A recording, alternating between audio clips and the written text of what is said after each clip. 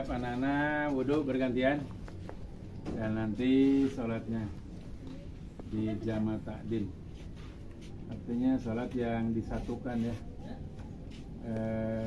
Asar ditarik ke duhur. Jadi nanti asar tidak sholat lagi ya. Namanya jama' ta'din. Jadi jangan sampai lupakan waktu ibadah dimanapun dan kapanpun. Ibadah utamakan. Karena hanya modal kehidupan manusia, modalnya adalah ibadah. Hidup di dunia hanya sementara. Sedangkan bekal yang untuk selama-lamanya adalah ibadah untuk kehidupan di akhirat. Bismillahirrahmanirrahim.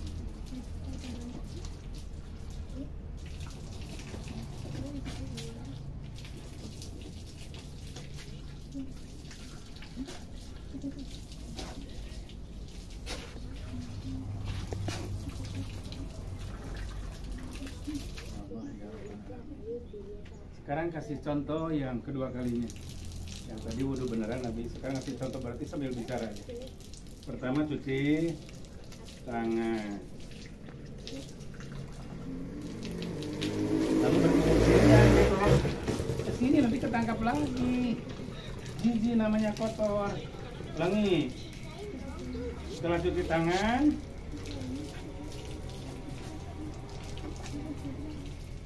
baru hidung. Kalau mampu seperti disegrekan, diinsert ya. Lalu muka 3 kali.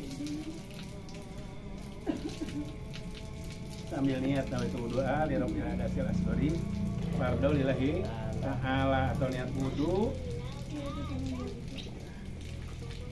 menghilangkan hadas kecil lillahi ta'ala sambil buka muka. Setelah muka apa? Terus tangan jangan asal begini aja, ininya kelewatan seperti asin. Tapi begini kan supaya airnya turun ke bawah. Tuh. Kalau ini turun tuh airnya. Ini hati-hati nih. Setelah gitu, imam Syafi'i dengan tongkat 3 kali ke rambut ya. Nih, terus ke telinga 3 kali. Namun ada yang begini, berdasarkan firman Allah, wamsahu biru'usikum. Nah, ada yang begini menggunakan 1 kali, jangan bertengkar. Biarkan, karena ada keterangannya. Jadi begini sekaligus, ada yang begini. Setelah cuci, baru ke sini dari depan ke belakang, dari belakang ke sini langsung ke telinga. Selesai 1 kali langsung ke kaki. Itu contoh wudhu yang aslinya tadi, yang barusan dicontohkan. Mau 3 kali ke sini, 3 kali ke sini, atau disekaliguskan 1 terus ke belakang. Tergantung keyakinan dan amal masing-masing. Mudah-mudahan ada guna dan manfaatnya.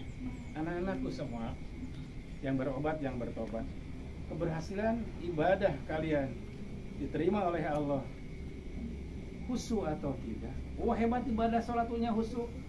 Tanya, wudunya benar atau tidak? Jangan asal-asalan ini tidak tercuci, ini tidak tercuci. Lalu setelah wudunya baik, ingat toharohnya, bersucinya. Ya, Abi sering kali ingatkan, kalau kencingnya masih berdiri, lalu ada cipratan najis kencing, sah tidak sholatnya? Ya. Pasti tidak sah. Enggak ada satu madhab pun yang ketika sholat buang najis sah. Maka hati-hati dengan buang air kencingnya ketika mau kencing. Jangan gini aja kencingnya ya, lalu seperti apa ya, kencingnya di pinggir ban, lalu gini ceng. Nanti ketika udah usia 40-50 tahun, nanti akan dendam ini gini aja nantinya ya, lulus. Kenapa? Dendam karena lagi muda terus disindrekan. Maka kencing yang dicontohkan oleh Rasulullah SAW, maka kencingnya jongkok begini. Setelah begini ini baru Jangan dulu cuci ini. Jangan dulu cuci ini. Tapi kesini dulu, buang dulu. 3 kali udah lari ke sana. Baru cuci.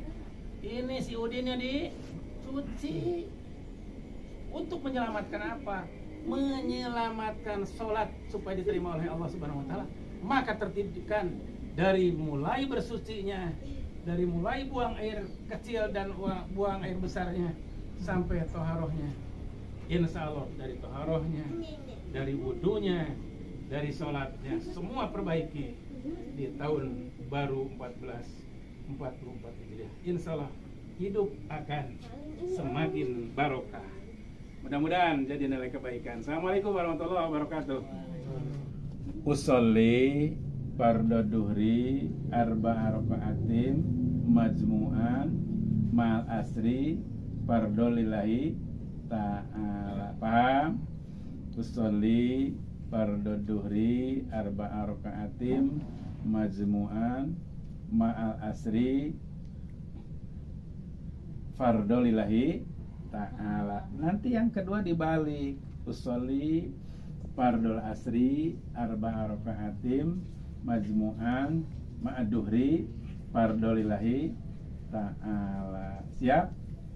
Diniatkan dari sekarang dalam hati. Oke. Allahumma sholli ala Muhammad wa ala ali sayyidina Muhammad.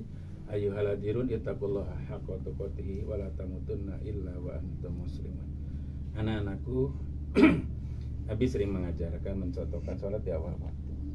Kapanpun dan dimanapun berupaya harus sholat di awal waktu. Kapanpun dan dimanapun berupaya berjamaah. Sedang dalam perjalanan sekarang ada rusuh, ada keringan dari Allah yang dicontohkan oleh Rasulullah Sallallahu Alaihi Wasallam dalam hadis yang diriwayatkan Imam Muslim, ada yang diriwayatkan Imam Bukhari dan Muslim. Rasulullah mencontohkan ketika bepergian boleh dijama. Ada yang namanya jama ta'dim, ada yang namanya jama ta'khir. Jama ta'dim itu apa? Sekarang waktu duhur, asar ditarik ke duhur. Jama ta'khir bagaimana? Sholat duhur ditarik ke asar. Tapi ketika bepergian tolong catat baik-baik. Utamakan terus jama ta'dim. Kenapa?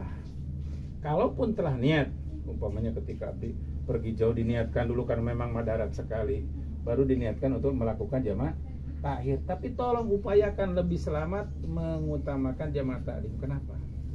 Harus sadar bahwa umur kita tidak ada yang jamin akan sampai ke waktu asar. Maka upayakan ketika tidak terpepet sekali lebih utama jama' ta'lim. Bagaimana?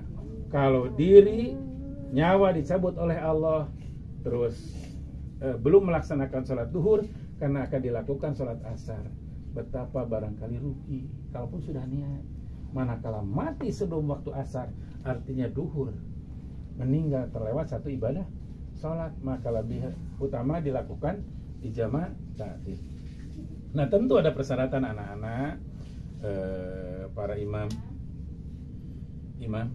adalah sebagian ulama besar adalah yang boleh syarat dilakukan untuk jama' ta'dim atau dikosor ya, baik jama' takhir tentu ada ukuran waktu ya, dari 80 kilo lebih baru boleh melaksanakan di jama' atau dikosor. Namun ada pendapat ulama lain tak mencapai 80 kilo lebih, 87 kiloan kurang lebih pun nggak apa-apa. Nah di sini kalian insya Allah udah cukup karena muter-muter udah jauh, maka ini dilakukan untuk melakukan jama' ta'dim. Nanti tidak melaksanakan sholat asar lagi. Niatnya, maaf ini karena semua yang masih belajar, alhamdulillah dengan mau melaksanakan sholat pun udah bahagia. Kenapa? Ya maaf kesehariannya juga nggak usah dikatakan. Yang namanya juga ini Abi adalah selaku pondok pengasuh pesantren rehabilitasi, yaitu yang rehab ya, dengan maunya sholat aja udah hebat seperti itu. Jadi yang ringan-ringan aja memberikan pelajaran. Niat melaksanakan sholat duhur jama ta'dim dengan asar fardhu lillahi ta'ala, makmuman fardhu lillahi ta'ala. Ya, seperti itu niat di dalam hati bahwa sholat untuk dijamakan, disatukan duhur dengan asar fardhu lillahi ta'ala. Ada yang kedua udah dijama di qasar, namanya jama qasar, dipersingkat duhur 2 asar 2. Nah, lebih utama kita sekarang yang biasa aja duhur 4 asar 4. Oke, niatkan dalam hati untuk melaksanakan sholat duhur dan salat asar dijama, bukan digeges, itu mah bukan digeges, tapi namanya dijama. Nah, yang pertama qomat dulu, baru sholat duhur selesai, gak ada bincang-bincang apa-apa, qomat lagi, baru sholat asar. Mudah-mudahan ada guna dan manfaatnya, siap dilaksanakan oleh semuanya. Mudah-mudahan amal ibadah kita diterima oleh Allah Subhanahu wa taala. Assalamualaikum warahmatullahi wabarakatuh. Assalamualaikum warahmatullahi wabarakatuh. Waalaikumsalam. Bismillah, alhamdulillah, wassalatu wassalamu ala rasulillah. Allahumma salli ala Muhammad wa ala ali sayyidina Muhammad. Anak-anakku yang bertobat dan yang berobat, betapa indahnya kehidupan beragama ketika telah berupaya menjalani agama. Bukan Nabi telah, tapi sedang berupaya. Yang kedua, manusia tak lepas daripada kelalaian dan kesalahan dan kekurangan ilmu. Kelalaian, lupa. Yang parah itu bukan lupa, melupakan diri. Udah ada waktu sholat diingatkan hayalah sholat, hayalah pala, santai aja, itu namanya melupakan diri. Yang kedua, manusia kan ada salahnya. Seperti Abi barusan, lupa dan salah. Betapa indahnya. Nah, itulah perlunya seorang pendamping yang mengerti agama. Diingatkan sama istri. Dan Abi langsung bertanya, disambut, diingatkan oleh istri. Abi bertanya, harus gimana? Gini. Kan indah sekali ya. Nah, bagaimana ketika diri salah, ada yang mengingatkan, jangan berontak. Ya, ketika ada yang mengingatkan, langsung sadar bahwa perbuatan salah itu harus dirubah. Jadi kebaikan, jangan ngotot ya. Ketika salah, kalian udah tentu, udah jelas salah, diingatkan sama ibu, diingatkan sama bapak, langsung ngotot. Padahal penyalahgunaan obat itu udah jelas perbuatan salah, perbuatan melanggar, dan yang akan berdampak menyengsarakan diri sekaligus menyengsarakan keluarga. Cukuplah sampai di ar-Rahmaniyah kalian bertobat. Jangan sampai terus menerus. Yang sudah di sini ya, betapa hebatnya kalian, ada yang sudah 1 tahun kurang ya, ada yang sudah 1 tahun kurang. Alhamdulillah berhenti merokoknya punya. Merokoknya berhenti. Tapi ketika keberhentian itu bukan karena Allah, maka sepulangnya dari sini kayaknya merokok. Tapi kalau kalian niatnya karena Allah, sudah tidak melaksanakan rokok yang mubadir, lebih baik berbuat kebaikan, dipakai sedekah terhadap hamba-hamba yang membutuhkan, akan lebih bermakna. Nah, itu karena setelah berhenti merokok ya, Wisnu, wah, badannya naiknya kira-kira berapa kilo ya. Alhamdulillah. Dan selama di sini kalian, alhamdulillah, betapa banyak ya, 95% berhenti merokok, dan badannya juga berubah, kelihatannya makin sehat, dan yang baiknya terus berkesinambungan. Karena alhamdulillah berhenti merokok pun tidak mati ya, baiknya tidak merokok lagi. Karena Abi pun memberikan contoh, tidak maksa harus berhenti merokok, tapi kebetulan Dewan Guru di ar-Rahmaniyah semua tidak merokok, dan alhamdulillah kalian berhenti merokok ya. Yang suka maksa ada satu biasanya. Tapi nggak apa-apa ya, nggak apa-apa. Yang jelas dari sekarang pikirkan apa yang disampaikan Abi. Ketika diingatkan diri melakukan salah, harus menerima. Seperti tadi Abi diingatkan oleh ibu, Abi lupa, Abi salah, diingatkan oleh ibu, ya menerima. Jadi betapa indahnya kehidupan ini kalau saling menerima dan saling memberi dan saling rima. Itulah hebatnya, indahnya kebersamaan dalam ketaatan kepada Allah, maka akan berbuah kebarokahan. Mudah-mudahan jadi pelajaran buat kalian semua, buat Adi semuanya, sehingga benar-benar bukan hanya diraih kebaikan ini di dunia, tapi kebaikan bakal diraih di akhirat. Mudah-mudahan ada guna dan manfaatnya. Jangan lupa like, share, komen, dan subscribe. Assalamualaikum warahmatullahi wabarakatuh.